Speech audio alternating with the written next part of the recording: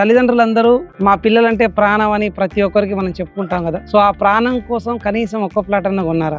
ఎక్కడ కొంటాం సార్? డబ్బులే లేకపోయా, పిల్లల ఎడ్యుకేషన్ తోటే ఇబ్బంది అవుతుంది. సో ఎడ్యుకేషన్ ఎంత ఇంపార్టెంటో పిల్లల కోసం ప్లాట్ కొనడం కూడా అంతే ఇంపార్టెంట్. ఎందుకు ఈ మాట చెప్తున్నానంటే, నీట్ లో సీట్ వచ్చి, ఇంజనీరింగ్ లో సీట్ వచ్చి 1 year బ్రేక్ తీసుకొని నెక్స్ట్ ఇయర్ చదువుకోబేట, ఈ సంవత్సరం డబ్బులు లేవు నెక్స్ట్ ఇయర్ చదువుకో అని చెప్పే ధైర్యం ఏ తల్లిదండ్రికైనా ఉందా?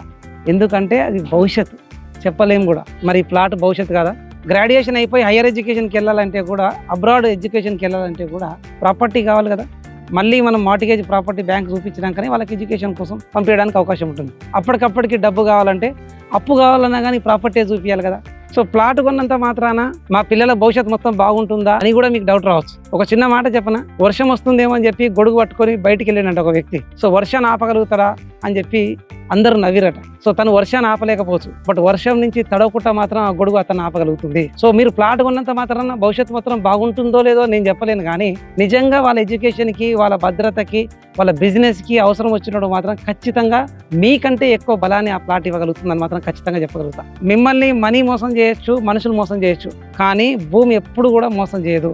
కనీసం ఒక్క ప్లాట్ కొని పెట్టండి. సో వాళ్ళ ఎడ్యుకేషన్ కావచ్చు, వాళ్ళ బిజినెస్ కావచ్చు, వాళ్ళ భవిష్యత్తు కోసం ఖచ్చితంగా భరోసాగా అండగా నిలుస్తుందని మాత్రం ఖచ్చితంగా చెప్పగలుగుతాం. So do invest in real estate and create a legacy for your next generation. Good luck.